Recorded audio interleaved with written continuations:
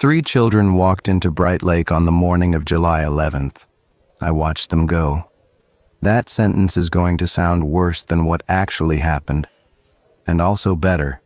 And by the time I explain the difference, you'll understand why I can't be near open water anymore, and why the sound of a swim whistle, that bright sharp chirp that means everybody out, makes me lock up in a way I can't control even now, 14 months later, standing in a Walgreens parking lot in Madison, because my therapist's office is next door and I stepped outside for air, and somewhere, blocks away, a lifeguard at a public pool blew a whistle and I couldn't move for 90 seconds.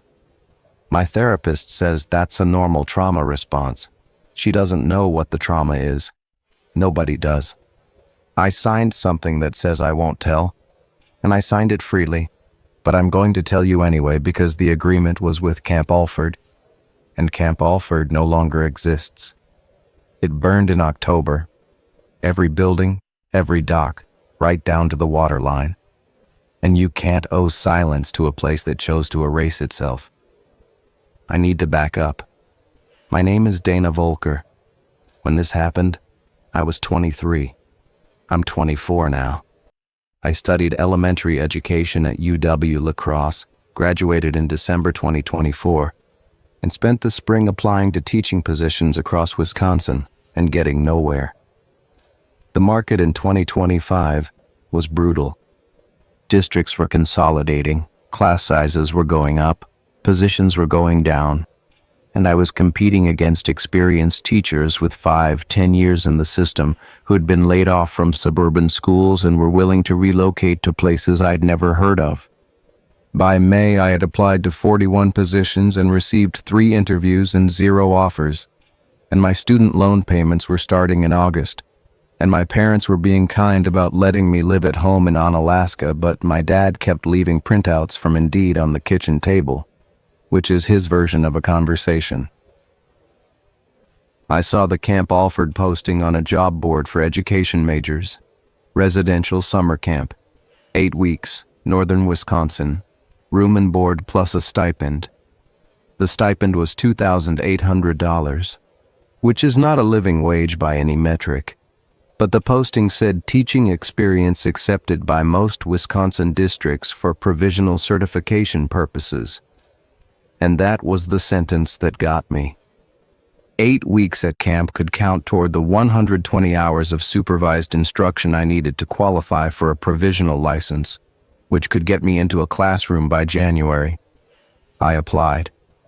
I got a phone call 2 days later from a woman named Jackie Llewellyn, who identified herself as the camp director. She was warm, efficient, and asked me questions that felt slightly off. Not about my teaching philosophy or my experience with kids, but about my swimming ability, my comfort with ambiguous instructions, and whether I had strong personal attachments to specific outcomes. I didn't know what that last one meant. I said I was flexible. She said good. Camp Alford was on Bright Lake, which is in Vilas County, about 20 miles south of the Michigan border.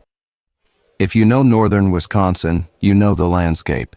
Dense second-growth forest, mostly pine and birch, threaded with hundreds of glacial lakes, ranging from tiny ponds to mile-wide basins.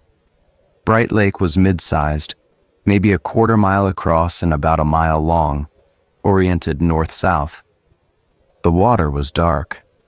Not murky, but tannin-stained from the surrounding peatland, the color of strong tea. You could see maybe 4 feet down on a sunny day. The lake was deep. The DNR bathymetric survey, which I looked up later, showed a maximum depth of 174 feet, which is extreme for a lake that size. Most of the glacial lakes in that area top out at 40-50 feet. Bright Lake had a hole in it. Camp Alford occupied the entire eastern shore. It had been operating since 1961, founded by a family named Alford, who owned the land through a timber grant. The facilities were aging, but maintained. 12 cabins in 2 rows along a pine needle path, a dining hall, an activities building, a small infirmary, and a waterfront complex that included a boathouse, a swim area with a roped perimeter, a dock system, and a concrete block building called the pump house that I initially assumed held filtration equipment. The camp served kids ages 8 to 15, about 90 per session, divided into age groups. There were 20 counselors, a kitchen staff of 4, a nurse, a maintenance man named Hal, and Jackie. I arrived on June 8th for staff training week. The other counselors were mostly college students, a mix of education, recreation, and environmental science majors, plus a few who were just there for the summer job. I liked them immediately. There was an energy to the group that reminded me of freshman orientation. Everyone performing friendliness at maximum volume, everyone slightly nervous, everyone sunburned by day 2. Staff training was normal for the first 3 days. CPR certification, child behavior management, activity planning, meal procedures. On the morning of the 4th day, Jackie gathered all 20 of us in the dining hall after breakfast and closed the doors and the windows, even though it was already 78 degrees and the hall didn't have air conditioning, and she stood at the front of the room with no notes and no expression and said, "Waterfront." She talked for 90 minutes. I'm going to tell you what she said, but I need to tell you how she said it first because the delivery was as important as the content. Jackie Llewellyn was maybe 55, compact, with short gray hair and the permanent tan of someone who's worked outdoors for decades. She'd run Camp Alford for 19 years. In every other context, she was brisk and slightly humorous. The kind of director who calls everyone friend and solves problems before you finish describing them. In the dining hall that morning, she was someone else. She spoke slowly. She made eye contact with each of us individually, holding it for 2 or 3 seconds, cycling through the room. She did not smile. She did not use the word safety, which, if you've worked at a camp you know is a word that gets used approximately 400 times per training week. The waterfront is the reason this camp exists, she said. Not the reason it was built, the reason it still operates, every other program. The archery, the crafts, the nature hikes. Those are structure. They fill time between waterfront sessions. The waterfront is the job. She explained the schedule. Every camper had 2 waterfront sessions per day, 1 in the morning, 1 in the afternoon. Each session was exactly 50 minutes. The waterfront opened at 9 a.m. and closed at 4:50 p.m. Between sessions, there was a 10-minute transition period during which no camper, no counselor, no one was on the dock or in the water. During transitions, Jackie said, the waterfront is empty, completely empty. This is not optional. This is not flexible. I don't care if a kid left their goggles on the dock. I don't care if someone's towel blew into the water. During the 10-minute transition, the waterfront is empty. The swim area is empty. The dock is empty. The boathouse is closed. She paused. The lake gets its time, she said. We get ours. I thought this was a quirky way of expressing a standard safety protocol. Transitions between swim groups are normal. What wasn't normal was the specificity of what came next. Jackie walked us through the waterfront rules. She didn't hand them out on paper. She didn't project them on a screen.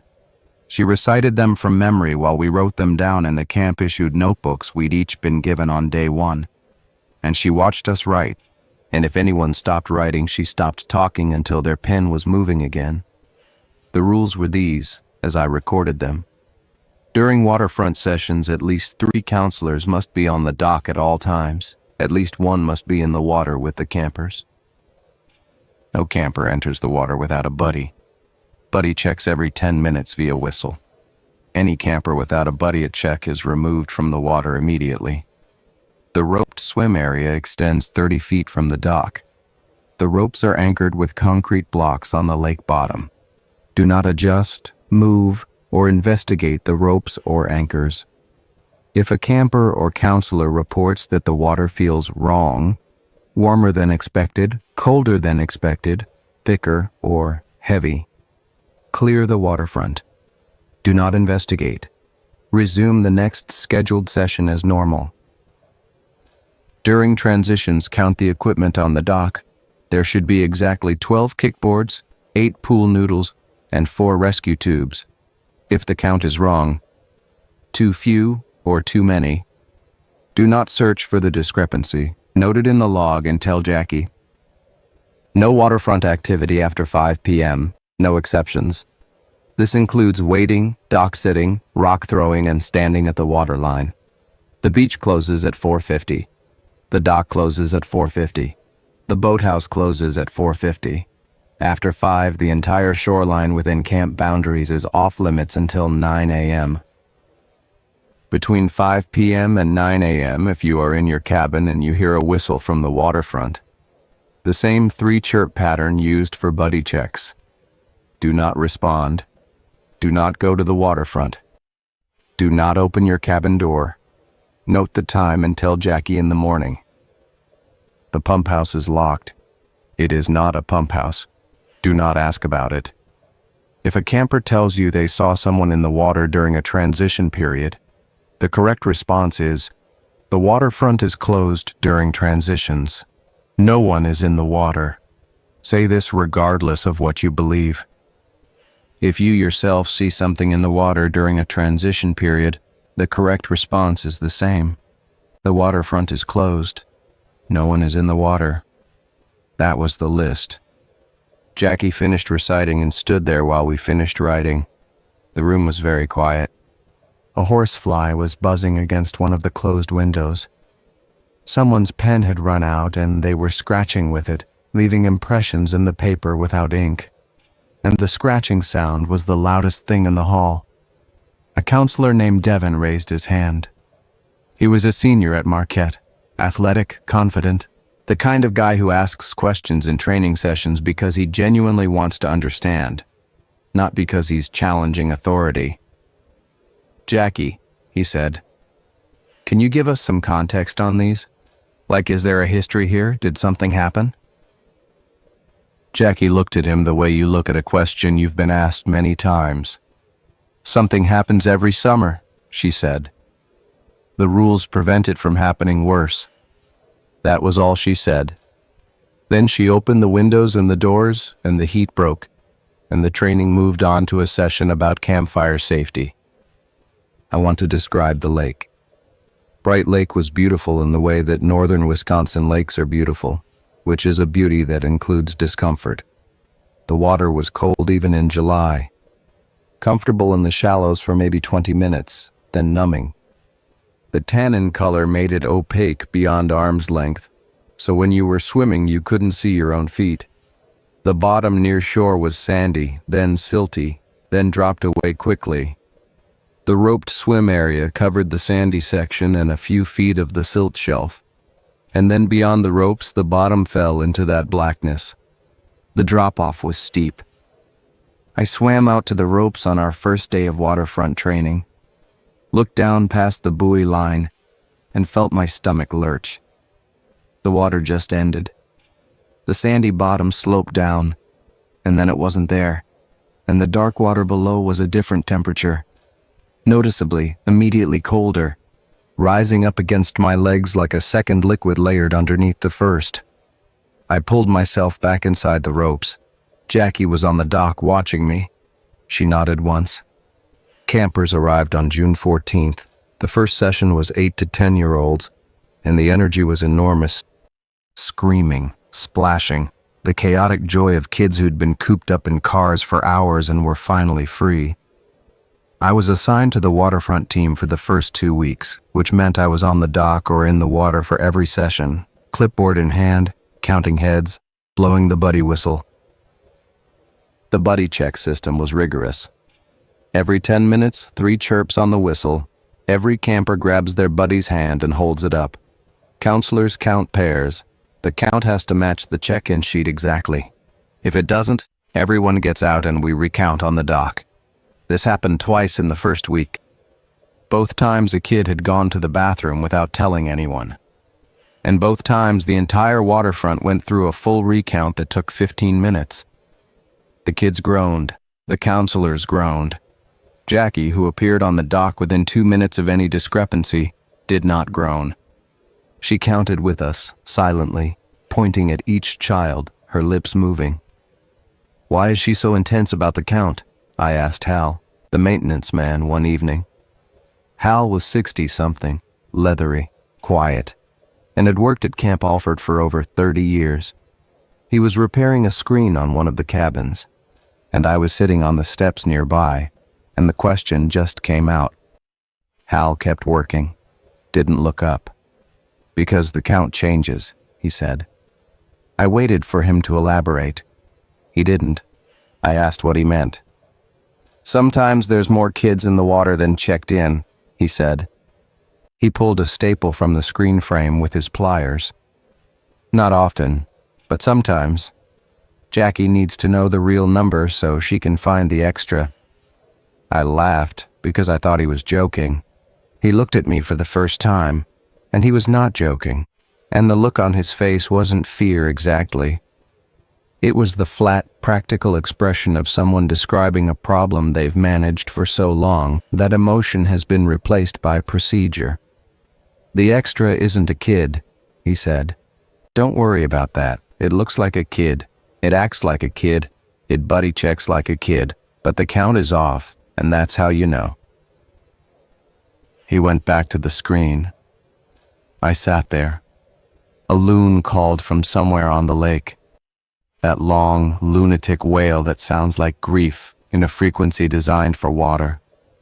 And the evening light was gold on the pine trunks, and the air smelled like sap and wood smoke. And the world was so beautiful and so normal that what Hal had said simply didn't fit. It lay on the surface of my mind like oil on water, refusing to mix. The first 10 days were clean. Good weather, happy kids, smooth waterfront sessions, accurate buddy counts. I started to relax into the rhythm of camp life, which has a momentum that absorbs you. Wake-up bell, breakfast, first session, second session, lunch, rest hour, third session, fourth session, free time, dinner, evening program, campfire, lights out. Every day the same. Your body adjusts. Your mind adjusts. You stop thinking about the outside world. The job applications, the loan payments, the kitchen table printouts, and you just exist inside the schedule. On the 11th day, June 25th, the count was wrong. Morning session, 9 to 11-year-olds. 32 campers checked in on the dock. First buddy check at 9:10. 3 chirps, hands up. Count the pairs. 16 pairs, 32. Correct. Second buddy check at 9:20. 3 chirps, hands up. 16 and a half pairs, 33. I counted twice. Devin counted. A counselor named Ava counted. 33. One child did not have a buddy. A boy about 10, treading water near the center of the swim area, hand raised, reaching for a partner who wasn't there. He was smiling. He had brown hair and a red swim shirt, and he was indistinguishable from any other camper except that no one was holding his hand, and no one was near him. And when I looked at the check-in sheet, there was no 33rd name. Jackie was on the dock in 90 seconds. She blew the all-out whistle. One long blast. And 32 children climbed out of the water and stood on the dock shivering and confused. The 33rd child stayed in the water. He was still smiling.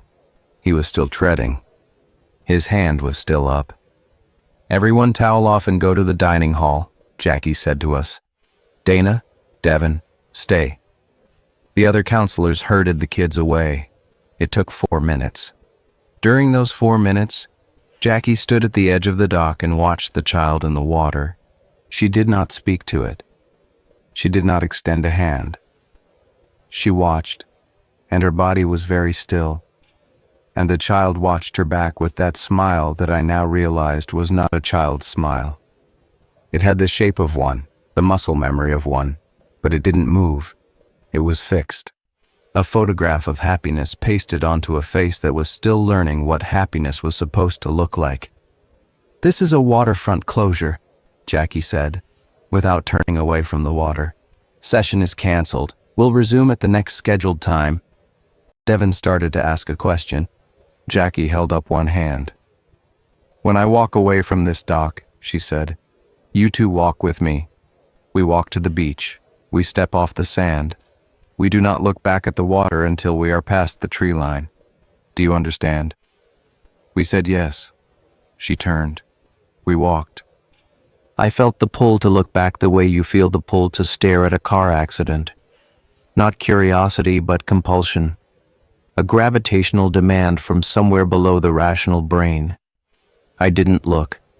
We walked past the tree line and the pines closed behind us, and Jackie stopped and put her hands on her knees and breathed like she'd been running. 33rd kid, she said, still bent over. It happens.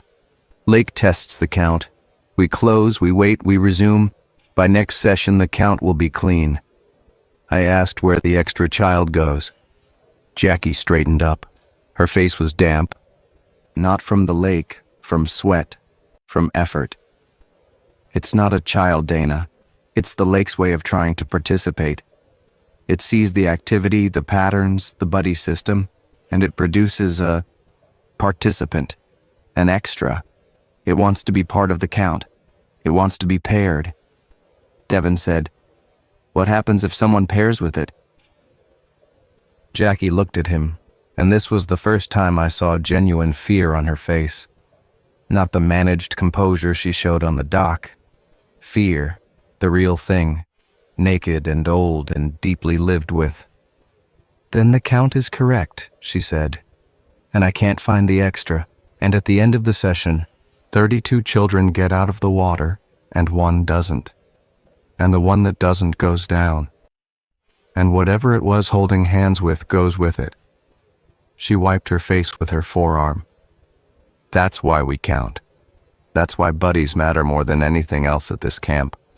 The buddy system isn't for the kids. It's for the lake. The lake needs a pair. It can produce one half. It needs us to provide the other. The afternoon session resumed at 1 o'clock. The count was clean. 32 in, 32 out.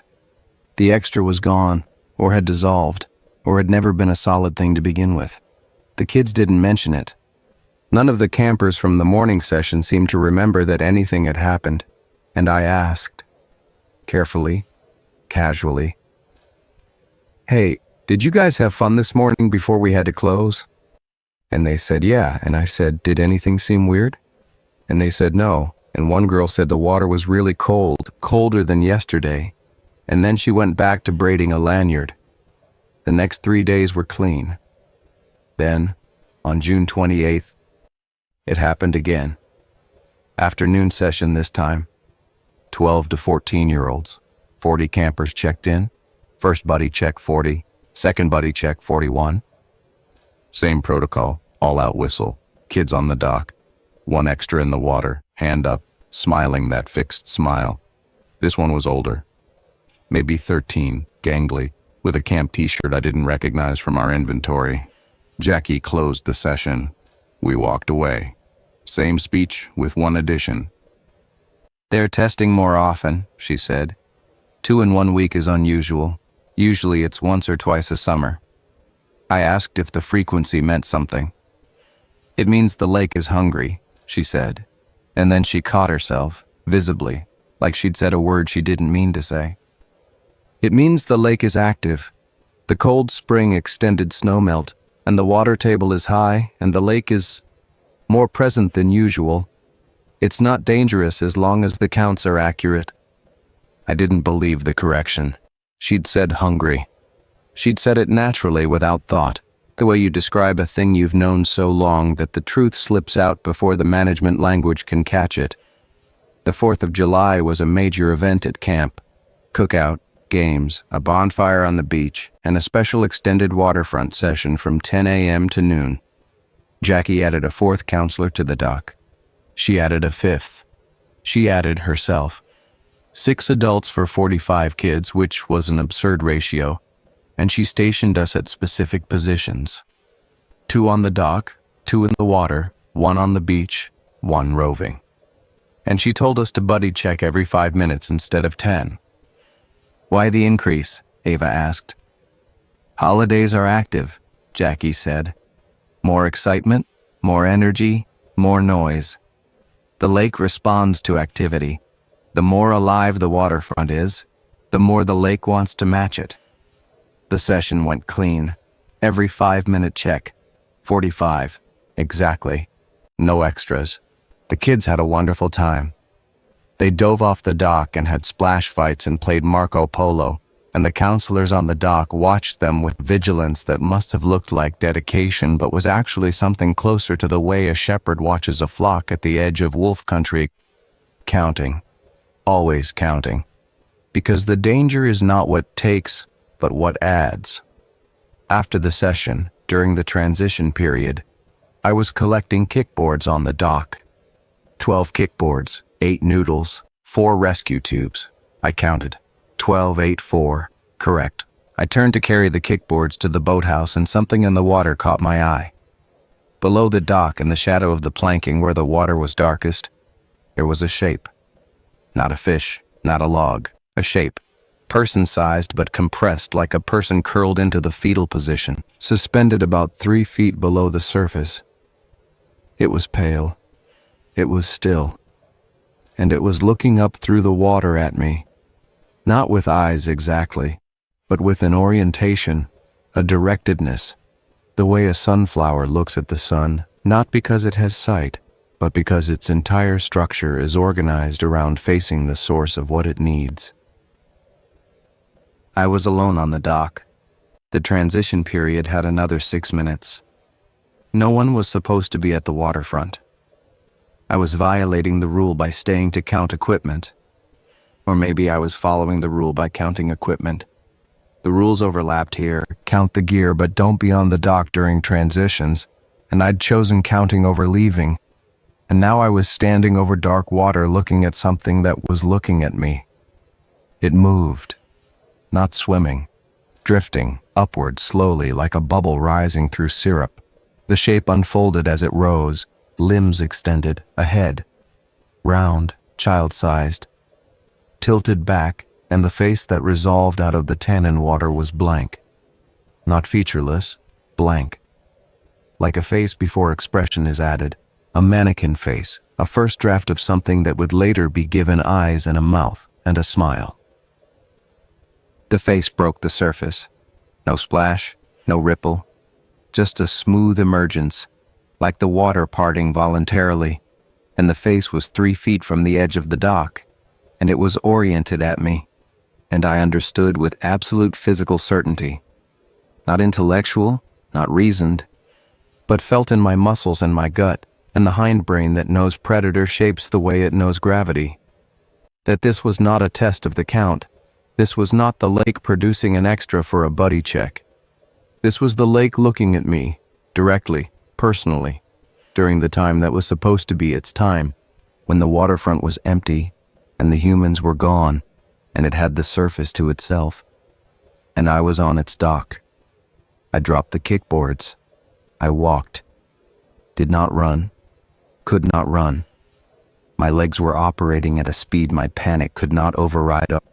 Off the dock, across the beach, past the tree line. I did not look back. I heard behind me the sound of water closing over something, a soft implosion.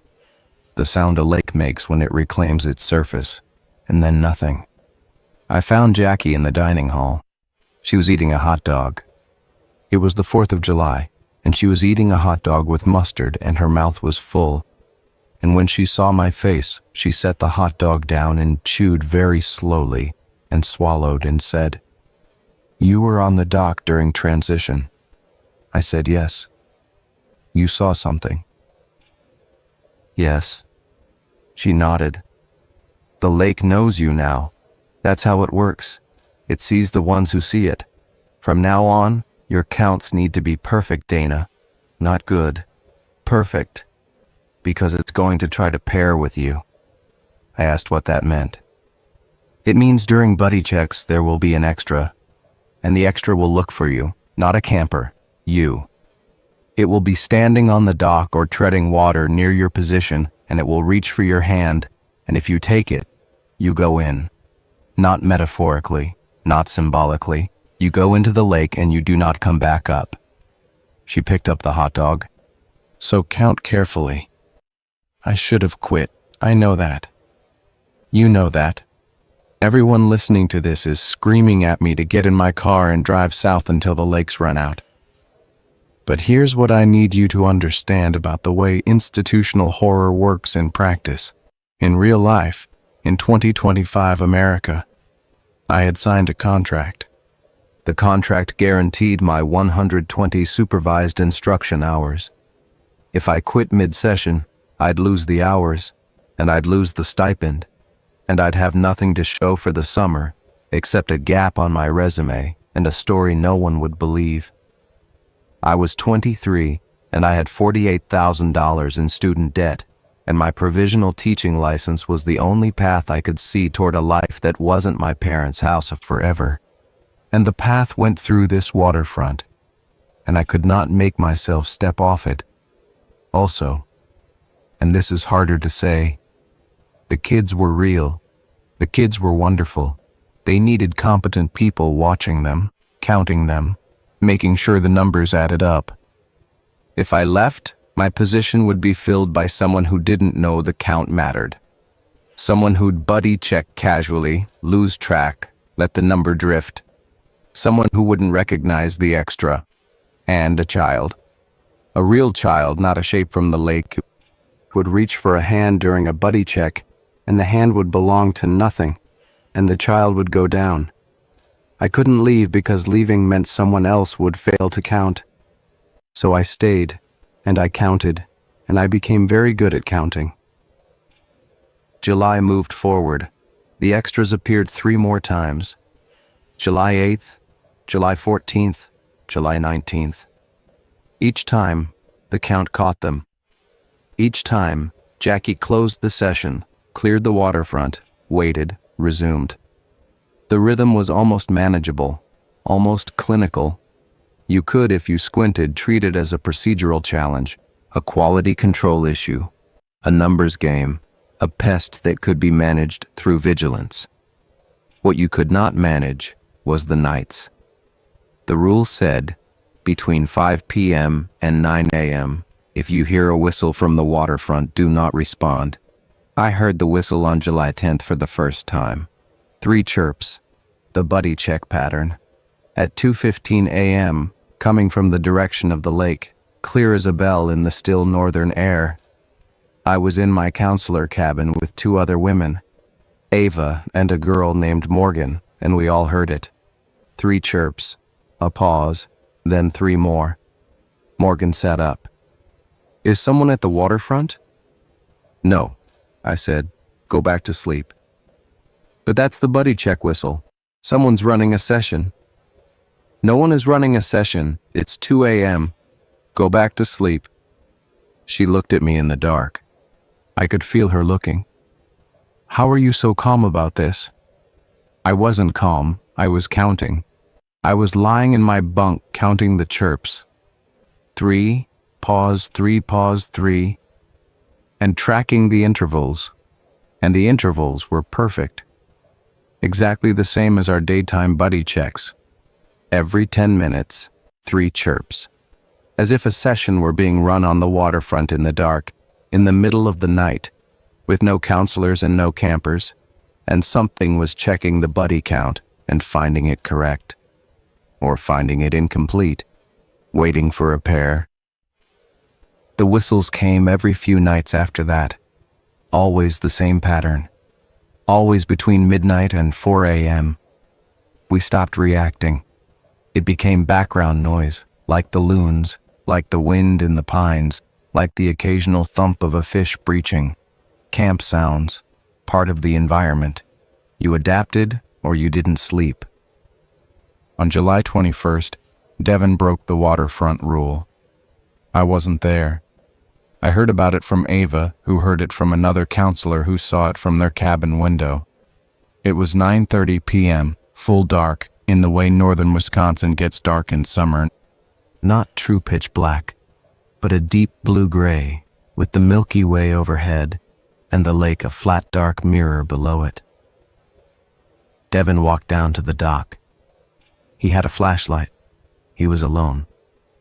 Ava's source said he stood at the end of the dock for about 5 minutes, shining the flashlight into the water, and then he knelt down and reached his hand in. He was on the dock for less than 10 minutes.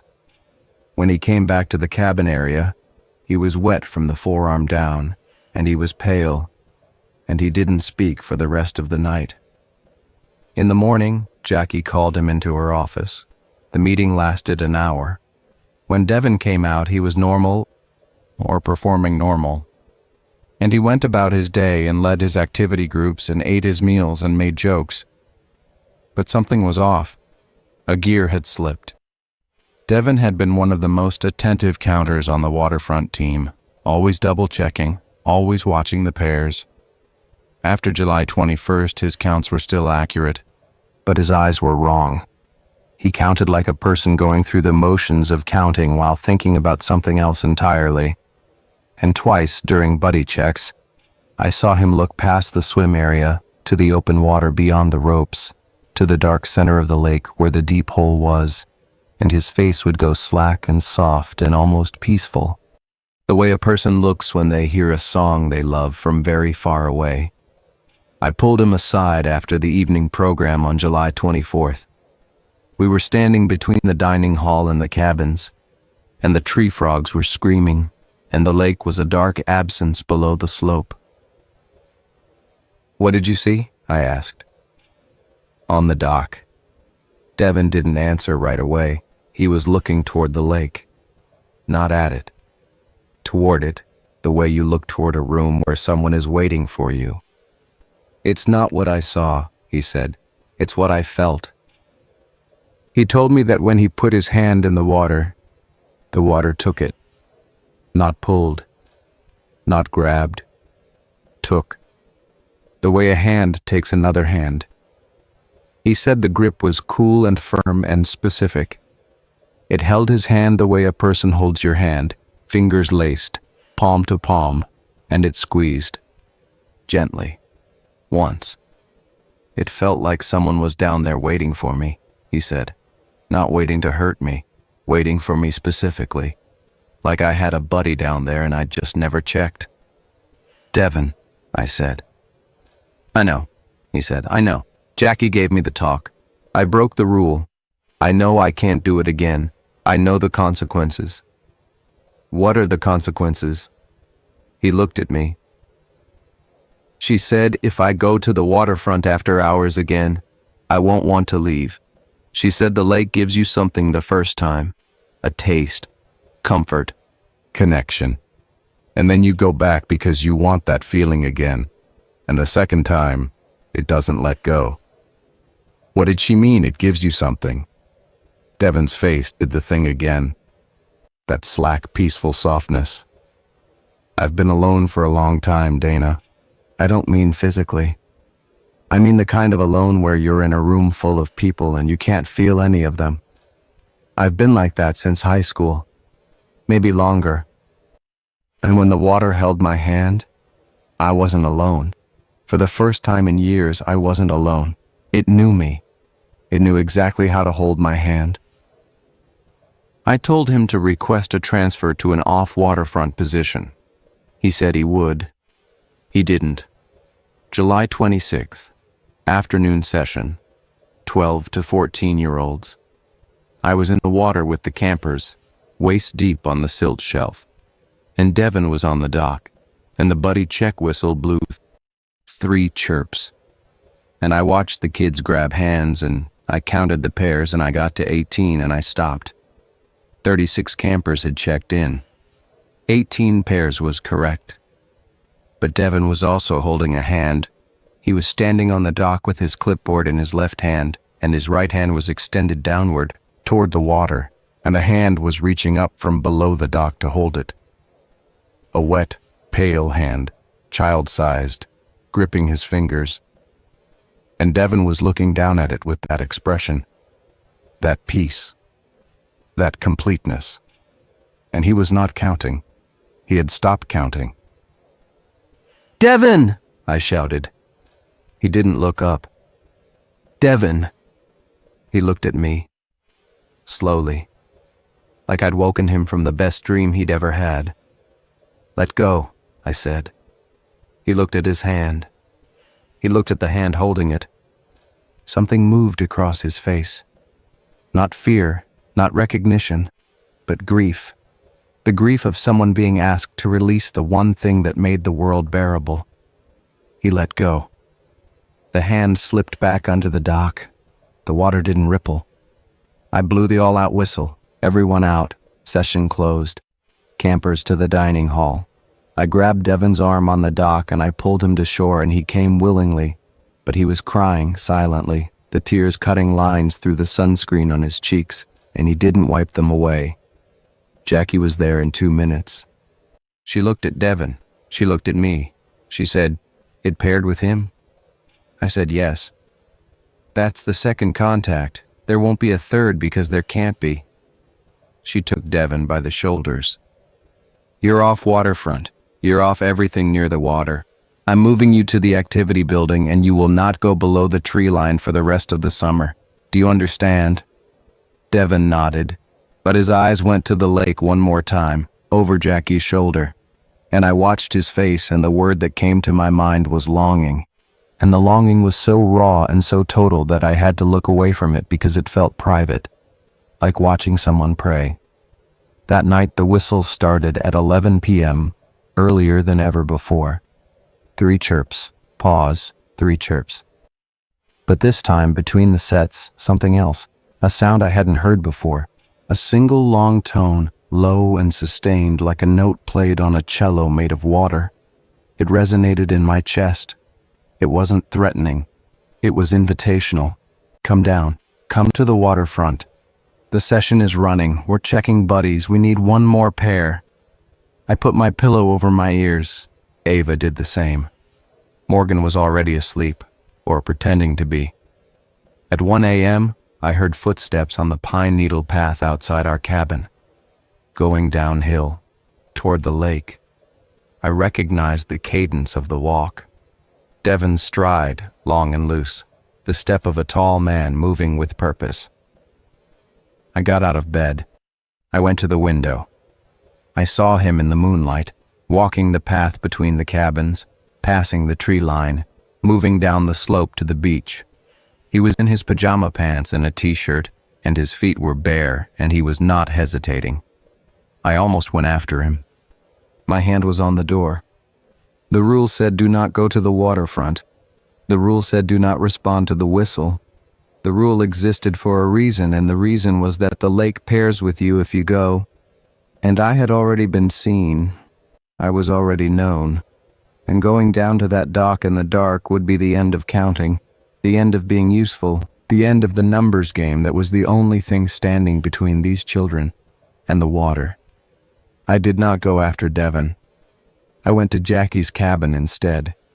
I pounded on her door. She opened it in 3 seconds, fully dressed, as if she hadn't been sleeping. "Devin's going to the waterfront," I said. She closed her eyes. 3 seconds. When she opened them, something had been decided, and the decision was on her face like a mask. Hard, fixed, final. "Go back to your cabin," she said. "Stay there until morning. Jackie, we have to—" "There is nothing to do," she said.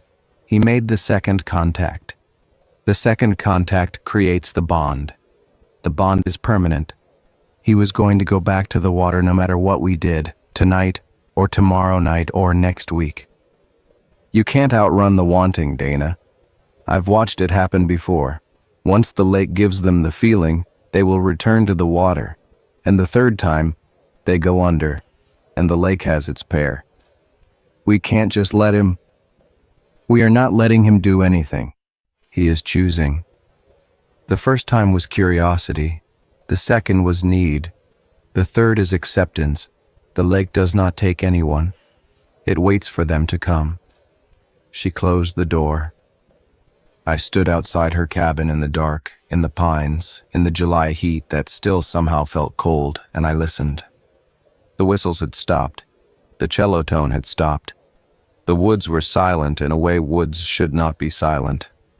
No frogs, no insects, no wind, as if every living thing within earshot had pulled back from the shore and was holding its breath. I heard the dock. From 200 yards uphill through the trees, I heard the dock, the creak of the planks, footsteps, Devon walking to the end. Then nothing. Then the sound of water receiving a body, not a splash, not a dive, a long, soft, continuous sound like the lake inhaling. Then the silence came back and settled and stayed. I went back to my cabin. I lay in my bunk. I did not sleep. In the morning, Devon was gone. His bed was made. Had not been slept in, actually, just stayed made. And his personal items were in his duffel. Jackie told the staff that Devon had a family emergency and had left in the night. She told the campers the same thing. No one questioned it. Counselors leave midsummer sometimes. It happens. But I knew, and Jackie knew, and Hal knew. I could tell from the way Hal walked past the dock that morning without looking at it, the way you walk past a grave, and we knew that Devon was in the lake, and the lake had its pair, and the buddy count was balanced in a ledger we couldn't see. I expected the extras to stop after Devon. The lake had what it wanted. It had its pair, a counselor, not a child. The first adult in my time there, maybe the first in years I didn't know. The extras did not stop. July 29th. Morning session, 8 to 10-year-olds. 28 checked in. First buddy check, 28. Second buddy check, 29. The extra was there, same as before. Smiling, hand up, waiting for a partner. But something was different this time. The extra was wearing a Camp Alford t-shirt, a real one, from our current inventory, with the 2025 session dates printed on the back. And I recognized the face. Not entirely, not enough to name, but the features were assembled from familiar parts. Devon's jaw, a camper's nose, my own hair color. It was a composite, a collage of the people the lake had seen, assembled into a new shape, wearing a real shirt, smiling a smile that was almost right. Jackie closed the session, but as we walked away, she said something she hadn't said before. She said, "It's getting better at this." August, the last month. I will try to be concise because the details are less important than the pattern, and the pattern was this. The lake was learning. Each extra was more convincing than the last. The fixed smiles became natural smiles. The blank faces gained specificity. The camp t-shirts became complete outfits. The right shorts, the right sandals, the right friendship bracelets that the kids made in craft hour. The extras started speaking during buddy checks, saying, "Here," when their hands went up, the way real campers did. They started using names, not their own names. They didn't have names, but the names of real campers, which they should not have known. On August 5th, an extra appeared in the check-in line on the dock before the session started. Not in the water, on the dock, standing in line with the other campers, waiting to check in, and I didn't catch it. It checked in under a name. Lily and I wrote the name down, and it went into the water, and it buddy paired with a real child named Sam. And for 20 minutes I had no idea that one of my pairs was wrong. Jackie caught it. Jackie, standing on the beach with her own clipboard, running her own count against the master roster, found the extra name. There was no Lily at Camp Alford. There had never been a Lily at Camp Alford. But there was a Lily in the water, holding Sam's hand, and Sam was fine. Sam was happy. Sam thought Lily was a new friend from Cabin 7. We cleared the waterfront. Sam came out. The thing called Lily did not. It sank, slowly, still smiling, its hands still extended, as if expecting Sam to follow. Sam didn't notice. Sam ran off to lunch. That night, Jackie called me to her cabin, not to her office. Her cabin, which was separate from the staff cabins, a small structure at the highest point of the camp, as far from the lake as the property allowed. Inside it was spare, a bed, a desk, a bookshelf. On the desk was a binder, heavy, old, with a cracked leather cover. "I need you to understand what's happening," she said, "because I may need you to run the waterfront after I'm gone." I asked what she meant after she was gone. "I've been here 19 years, she said. "Before me, a man named Garrett ran it for 22. Before Garrett, a woman named Faye for 15. We keep the count. That's the job, not running a camp. Keeping the count at the waterfront so the lake can't complete a pair with a real child. The camp is a delivery mechanism for the count. It puts trained counters on the dock every day, all summer, and the children are safe because someone is always counting." She opened the binder. Inside were handwritten logs going back decades. Each page was a date, a session number, and a count.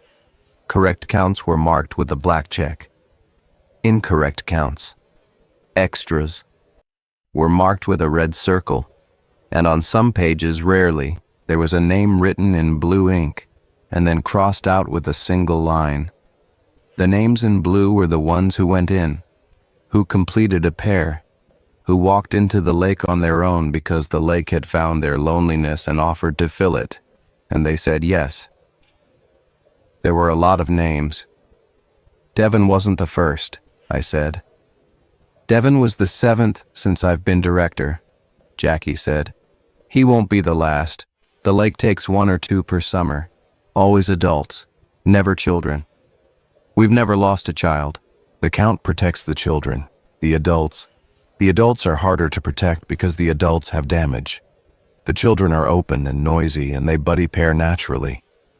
They want connection, they seek it, they have it. The adults are closed, isolated, touch-starved.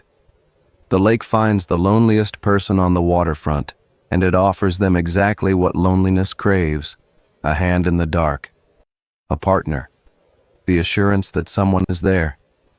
"Why does it need pairs?" I asked. Jackie turned to a page near the back of the binder. It was a diagram, hand-drawn, old, the ink faded to brown. It showed Bright Lake from above, the eastern shore where the camp was, and at the center of the lake, a shape. The shape was 2 spirals, interlocked, rotating in opposite directions, a double helix almost, or 2 hands, fingers laced. "The lake is a pair," Jackie said, "or it was. Whatever is in the deep hole, the original structure, it's binary, 2 halves, and at some point, we don't know when, we don't know how, 1 half was removed, lost, destroyed. The lake has been incomplete since before the camp existed, since before there were records. It's looking for the missing half. It produces extras, it tries to buddy check, it reaches up through the dock and holds your hand, because it is performing the only ritual it understands: pairing, finding the match, completing the count. But nothing we give it is the right match, so it keeps taking, keeps testing, keeps pulling people under to check if they're the one. And they never are," I said. "They never are," she said, "and it never stops." I thought about Devin. I thought about his face on the dock, that grief when I told him to let go. He had felt completed. He had felt matched. And the lake had held his hand. And the lake was wrong. Devin wasn't the missing half, couldn't be. But Devin didn't know that. And the lake didn't know that. And so Devin walked into the water believing he was going home. And the lake took him, believing it was being made whole. And both of them were wrong. And neither of them cared because the feeling was real, even if the fact was not. "Why children?" I asked. "Why does it produce child-shaped extras? Why not adults?" Jackie closed the binder. "Because children pair more easily. Children trust. Children take the hand that's offered. The lake learned decades ago that children are the most efficient shape for finding a match. It doesn't understand that the pairs we make on the dock are for safety, not for bonding. It sees the buddy check and it thinks, this is how they find each other. This is how halves become whole. I should participate. It's not malicious, I said. No, it's not malicious. It's lonely. It's the loneliest thing I've ever encountered, and I've been sitting next to it for 19 years, and I can feel it, Dana. Every time I stand on that dock, I can feel it reaching up. Not for me specifically, for anyone, for a hand, for the count to be correct. She closed the binder and put it back on the desk and looked at me. I have cancer, she said. Pancreatic, diagnosed in April. I have until October, maybe November. This is my last summer. The air in the cabin changed. Not temperature, density. I need someone to take over the count, she said. Not the camp. The camp is the disguise, the count, the real job. I need someone who can sit on that dock every summer and count children and catch the extras and close the waterfront when the numbers are wrong, and accept that the lake will take 1 or 2 adults per season and there is nothing you can do about that except make sure it's never a child. Why me? Because you saw the face under the dock and you walked away. Because you heard Devin go to the water and you came to me instead of following him. Because you understand that counting is more important than saving, and saving is more important than understanding, and understanding will get you killed. I didn't answer. She didn't push. We sat in her cabin while the tree frogs screamed outside, and the lake lay below us in the dark, running its buddy check with no one on the dock, blowing its whistle for no one, counting and finding itself one short. The rest of August was the worst. The extras became nearly indistinguishable from real campers. On August 12th, an extra came to the check-in line, gave a real camper's name, paired with a real buddy, and I only caught the discrepancy because the real camper was homesick with a stomach bug, and I had noted the absence on my clipboard. If the real camper had been present, I would have had 2 of the same child in the water, and by the time I noticed, one of them would have taken the other one down. The count was everything. The count was the only wall. And the wall was my attention, my diligence, my willingness to stand on a dock in the sun for 6 hours a day, and count, and recount, and count again, and never trust the number, and never relax, and never assume the faces I was seeing were the faces that belonged. On August 15th, the morning session, I blew the buddy check whistle and the campers paired up, and I counted and the count was correct, and then I counted again and the count was correct, and then I counted a 3rd time and the count was wrong, not because an extra had appeared, because the count was right, and then it wasn't. The numbers matched and then they didn't, and the discrepancy wasn't 1 extra. It was 1 missing. 26 had checked in. I counted 13 pairs, 26. I counted again, 12.5 pairs, 25. A child was gone. I blew the all-out whistle. I blew it so hard I tasted blood from the pressure in my throat. Kids out of the water on the dock recount. I counted bodies. 25. I checked the roster. 26 names.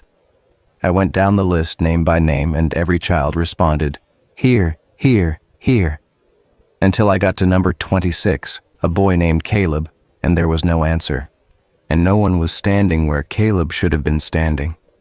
I looked at the water. The surface was calm, dark. The tannin color was impenetrable.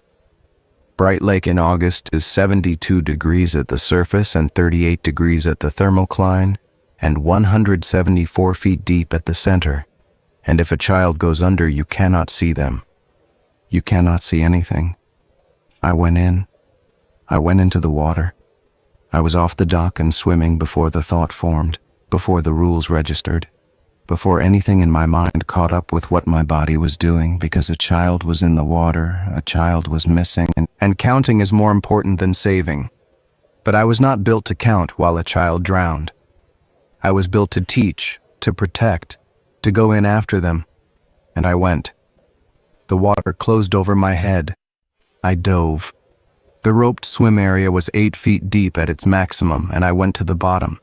And I opened my eyes in the tannin dark, and I could see approximately nothing.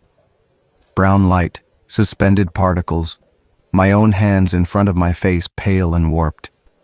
I swept the bottom with my arms. Sandy. Empty. I came up, gasped, dove again. Deeper this time, past the rope line onto the silt shelf where the bottom dropped away. I felt the temperature change at my ankles. The cold layer, rising, pulling. I swept the silt.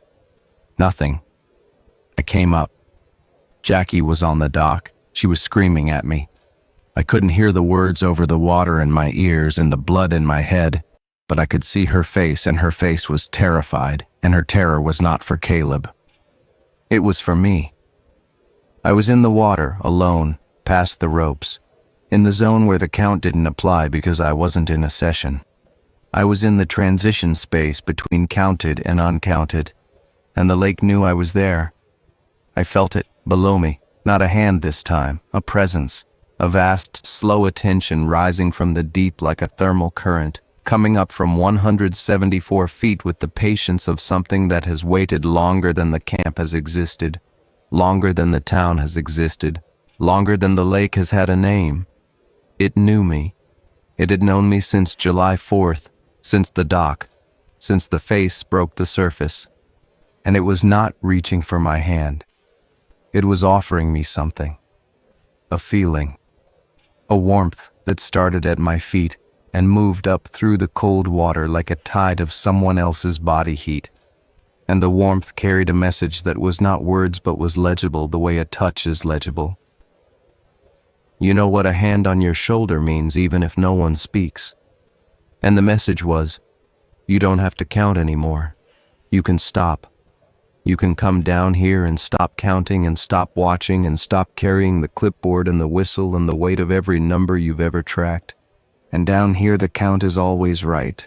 The pairs are always matched, and no one is ever missing. I almost stayed.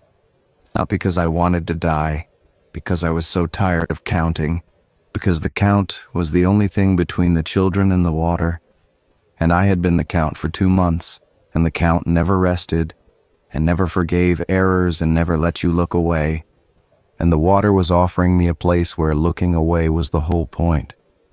Then I heard Caleb, not from below, from above, from the dock. I'm here. I was in the bathroom. I'm here. He was standing on the dock next to Jackie, dripping, confused, holding a towel. He had gone to the bathroom during the session without telling his buddy. He had never been in the water during my count. He had been in a camp bathroom stall 50 yards uphill. And I had panicked, and I had gone into the lake alone, past the ropes, past the count, and the lake had seen its chance. I swam back. I climbed onto the dock. Jackie wrapped a towel around me and held my arms and looked into my face the way she had looked at Devon's, searching for the slack piece, the completion, the sign that the lake had bonded with me. I'm here, I said. I'm still here. She didn't let go for a long time. That evening, she told me something she hadn't told anyone. The count on August 15th was never wrong, she said. 26 checked in. 26 were in the water. Caleb was in the bathroom, yes, but the count was 26. Do you understand? The lake didn't subtract a child. It added one. It added one and hid Caleb's absence at the same time, so the count looked right until you checked again, and then it removed its extra so the count looked wrong, and you went in. It manipulated the count. It manipulated you through the count. It used the one thing you can't ignore, a missing child, to get you into the water. It knows what you are, Dana. It knows you're the counter, and it used your own diligence as the lure. I understood then what the Waterfront rule meant. Not the rules on the laminated card, not the buddy checks and the transition periods and the equipment counts. The real rule. the one no counselor breaks twice. The rule is, do not care more than the count allows. The count is cold. The count is numbers. The count does not love the children. The count does not panic when a name goes unanswered. The count is a wall, and a wall does not weep when something hits it. If you bring your heart onto that dock, your teacher's heart, your protector's heart, your human need to save, the lake will use it. The lake will show you a missing child, and you will abandon the count to go in after them. And while you are in the water, the count is unwatched, and the real children are unprotected, and the lake gets what it wants. Caring is the breach. Caring is how the wall falls. Every counselor who has ever gone into Bright Lake went because they cared about someone, a child, a friend, themselves, more than they cared about the number on the clipboard. Devin went because the lake cared about him and he couldn't resist being cared for. I almost went because a child was missing and I couldn't resist the need to save. The rule no counselor breaks twice is not, don't go to the waterfront after dark. That's the surface rule, the one on the card. The real rule, the one Jackie spent 19 years enforcing, the one that killed her slowly because enforcing it meant becoming it, is, do not love anyone on this dock more than you love the count. And no one can follow that rule twice, because the first time you follow it, it breaks something in you. It takes the part of you that became a counselor, a teacher, a caretaker, and it says, that part is the vulnerability. That part is what the lake eats. Put it away. Count. I worked the last 2 weeks of the season with a numbness that I did not fight. It kept me upright. It kept me counting. The extras came. August 18th, August 22nd, August 26th. And I caught them, and I closed the sessions, and I walked away without looking back. And I did not feel anything. The children had a wonderful summer. They would tell their parents they loved Camp Alford and wanted to come back next year. They would not mention the extra sessions that got canceled, because children process interruptions as boring and boring things are forgotten. On August 28th, the last day of the session, the campers left. Buses came, parents came. The camp emptied in 3 hours, and then it was just the staff cleaning, closing, packing. Jackie asked me to walk down to the waterfront with her. It was 4:30 p.m., still within the allowed hours. Barely. We stood on the dock. The lake was flat and dark, and the late afternoon light was gold on the far shore, and a loon called, that same wail, and the dock creaked under our feet the way docks do, the wood remembering the weight of everyone who's ever stood on it. Will you come back next year? Jackie asked. I said I didn't know. I said I might have a teaching job by then. I said the provisional hours were almost complete, and I might not need the camp anymore. She nodded. I won't be here, she said. Not sadly, not bravely, just factually the way she said everything. Someone needs to keep the count, she said. Hal can't do Waterfront. He's too old and the lake has known him too long. The next director will need to be someone new. Someone the lake is still learning. Someone who has time before the bond forms. How long before the bond forms? For most people, 1 summer of waterfront duty. The lake offers the hand, the person rejects it, and the lake learns the shape of their loneliness and begins building the perfect lure. By the 2nd summer, the lure is custom fitted. By the 3rd, it's irresistible. You lasted 19. She smiled. The first real smile I'd seen from her. It was thin and hard and it held no joy. I'm not lonely, she said. I never have been. The lake has been trying to build a lure for me for 19 years, and it's never found the shape because there isn't one. I don't have a hole it can fill. That's not a boast, Dana. It's a diagnosis. There's something missing in me that most people have. The need for connection, for a hand, for a pair. And the absence of that need is what made me good at this job. She looked at me. You have it. The need. I could see it the moment you arrived. You're a teacher because you want to connect with children. You went into the water because you'd rather drown than lose a student. That makes you a good person and a terrible candidate for this job.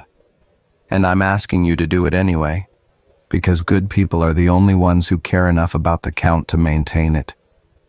You just said the count requires not caring. It requires not caring more than the count allows. It doesn't require not caring at all. The perfect keeper is someone who cares exactly enough to stay on the dock and not 1 degree more. That's impossible, of course. No one is calibrated that precisely. So what actually happens is, you care too much, and the lake tests you, and you learn where the line is by crossing it, and you pull yourself back, and the next time you know where the edge is, and you stop 1 step sooner. And eventually the lake finds the gap. The one night you're too tired, the one session you're too sad, the one buddy check where the missing child is real and not a trick, and you go in and this time you don't come back. She paused. That's why it's a relay, director to director. Each one holds the count until they can't, and then the next one takes the clipboard. She reached into her jacket pocket and pulled out a whistle. Not a camp-issue plastic whistle. A metal one, old, scratched, with a lanyard that had been replaced many times. She held it out to me. This is Faye's whistle, she said. Faye held the count for 15 years before Garrett. Garrett held it for 22. I held it for 19. If you take this, you hold it until you can't, and then you find the next one and you hand it off and you walk away from the water for the last time. I took the whistle. It was warm from her pocket, and the metal was smooth from decades of hands, and when I closed my fingers around it, I felt something that was not the lake. It was the weight of everyone who had stood on this dock and counted. The collective attention of 3 people across 56 years, poured into a piece of metal, holding the line between the children and the water, with nothing but numbers. I held it for about 30 seconds. Then I gave it back. I can't, I said. Jackie took the whistle. She didn't argue. She didn't persuade. She put it back in her pocket and nodded once, and we walked off the dock and up the hill. And I went to my cabin and packed my things and drove south the next morning. And I haven't been back. Camp Alford burned in October. The news said electrical fire, old wiring, total loss, every structure, the dock, the boathouse, the pump house. Everything on the eastern shore reduced to char and concrete footings. Jackie was dead by then. September 24th, Hal told me when he called. He said she went fast at the end.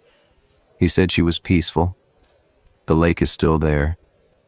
You can find it on Google Maps. Bright Lake, Vilas County, Wisconsin. The satellite image shows the dark water and the burned footprint of the camp and the deep color at the center where the hole is. No buildings, no dock, no rope perimeter, no buddy check, no count.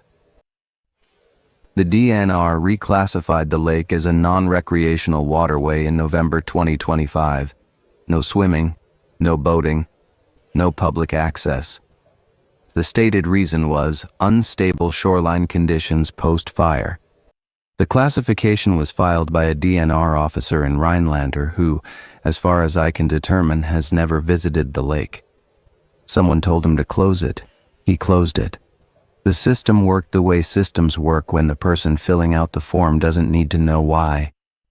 But the lake is still there, and the lake is still lonely, and the lake is still counting. I know this because I can hear the whistle. Not at the lake. Here, in Madison, in my apartment, at night, when the city is quiet and the noise floor drops and there's nothing between me and the frequency of 3 short chirps that mean, buddy check, find your pair, hold up your hands. It started in November, a week after the camp burned. Faint, distant, easy to dismiss. A sound in the pipes, a neighbor's TV. But it comes every night now, and it's getting closer. And it's not a whistle anymore. It's a feeling, a pull, not at my hand, but at the part of me that went into the water on August 15th and felt the warmth and almost stayed. The lake touched me. When I dove past the ropes, when I opened my eyes in the dark water, when I felt the presence rising from 174 feet. It made contact. Not a handshake, not a pairing, not the full bond that Devon had, but enough. A fingerprint, a draft. Enough to know the shape of my loneliness, which is this. I am a person who needs to be needed, and there is nothing in the world that needs me more than a thing that has been missing its other half since before language. I have the teaching job now. 2nd grade, a public school in Middleton, 23 kids. I count them every morning. I count them at lunch. I count them at recess. I count them at dismissal. The other teachers think I'm meticulous. My principal praised my attention to classroom management. I count because I can't stop. I count because the lake taught me that the count is the wall, and if I stop counting, the wall falls and something gets through. I count 23 every time, and the number is always right.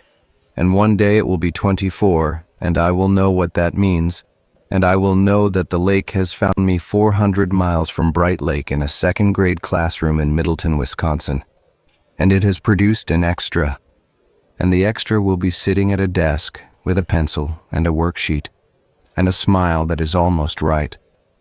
And it will raise its hand during attendance and say, "Here," in a voice assembled from the children it has listened to through dark water for 60 years.